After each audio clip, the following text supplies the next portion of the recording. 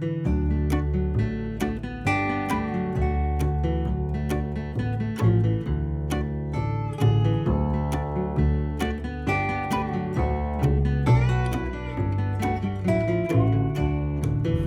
hey guys, welcome to Appalachia's Homestead. Patara with you today. We are on a very short one-way mission today. First of all, I want to say I hope you're doing well. I hope you are trying to find ways to decompress and, de-stress. Put a little lavender on it, make it all better. I hope you enjoyed my last video because it's done in fun. We have to laugh, guys. I mean, trust me. When the stress gets to you don't need to overcompromise your body. So we've got to find some humor in something. But there's a great lesson in what we're going through right now. And I do think we're going to get through it. My family thinks we're going to get through it. It's not to say that it couldn't get pretty bad. We don't know. See, that's the thing.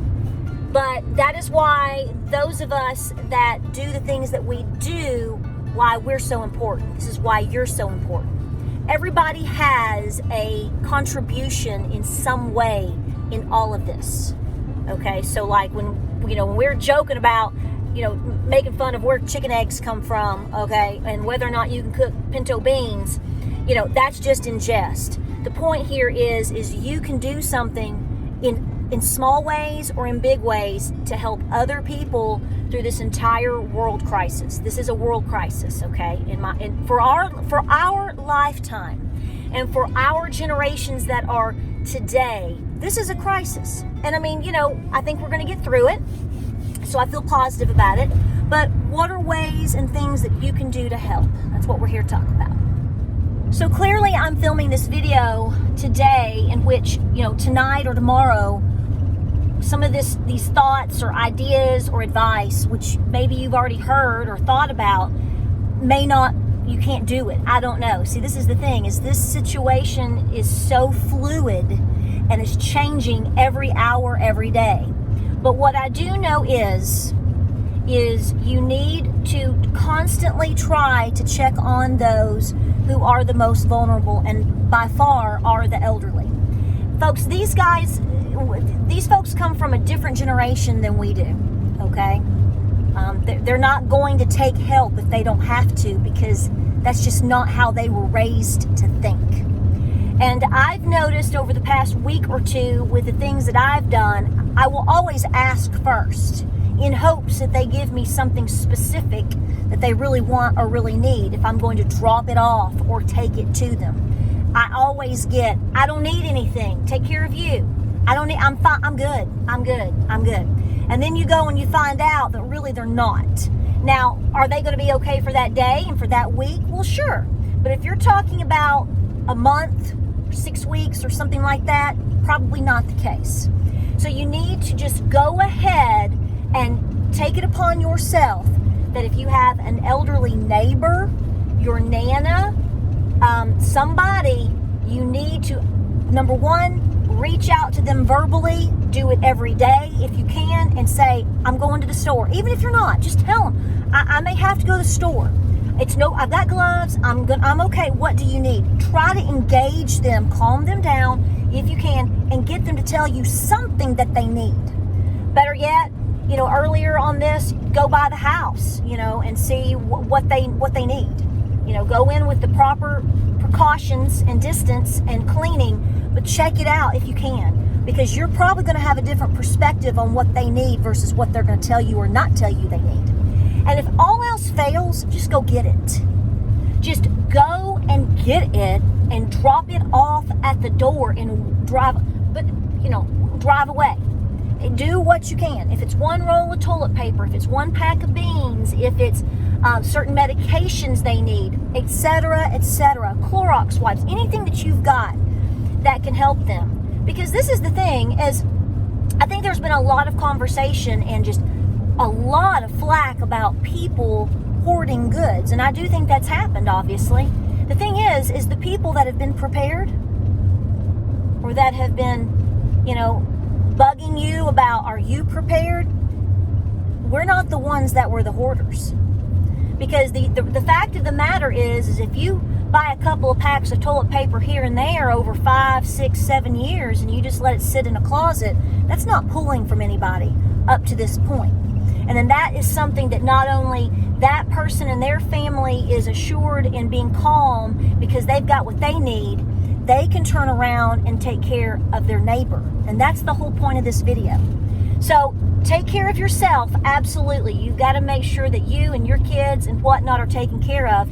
But your most vulnerable by far are going to be all elderly people in your community. All of them.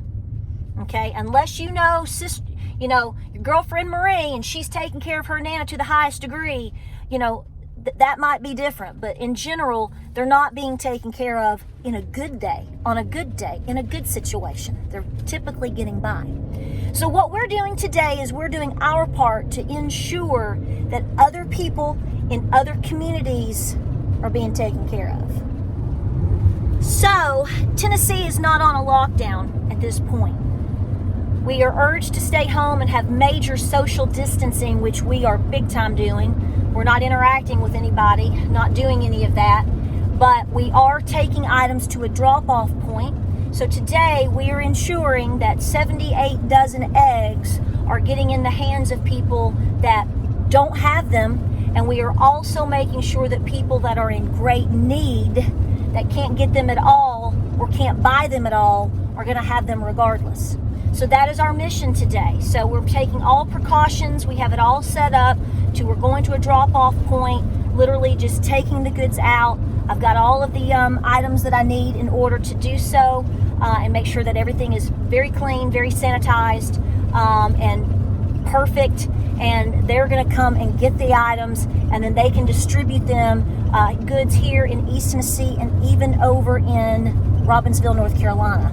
So it is important that you stay in constant contact with individuals and just let them know constantly, do you need something? What do you need? Because I'm not confident, had I not been taking this approach over the past week or two, that I would have been as highly aware of the needs of some of these people. And so that made them comfortable enough to go, okay, do you have this? Can you drop this off somewhere? I won't be even near you and I can just pick it up. What can we do? People need help and you can do it.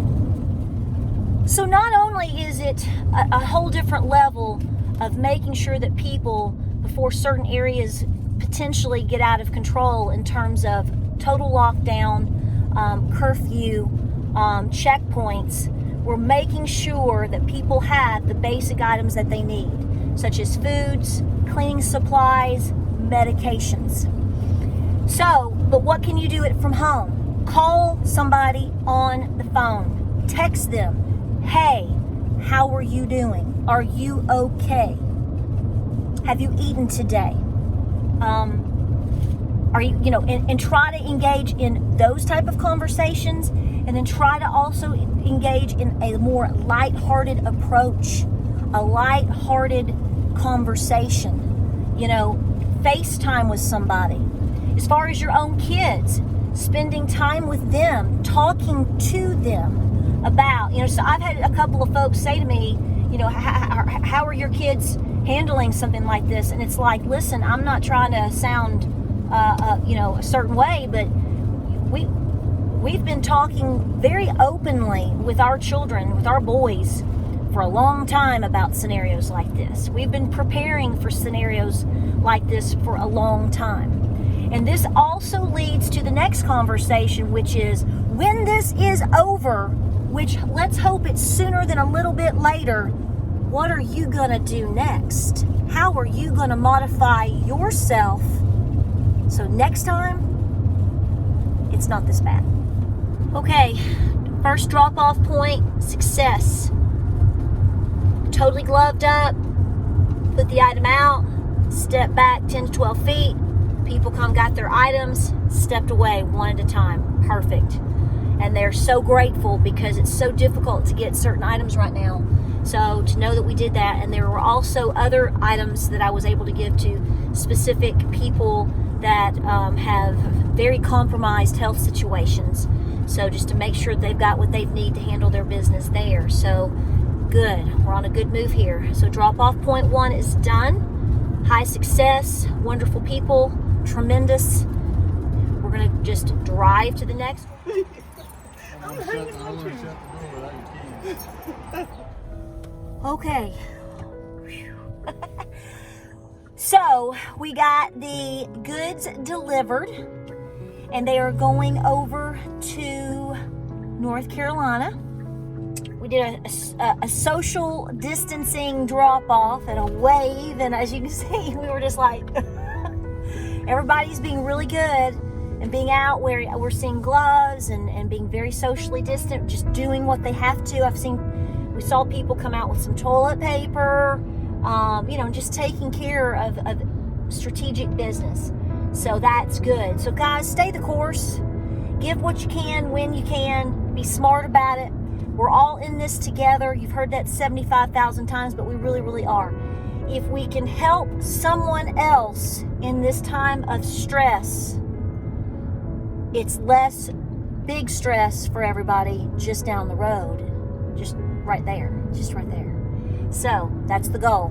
We'll see you on the next video. Stay healthy, stay safe. Thanks for watching.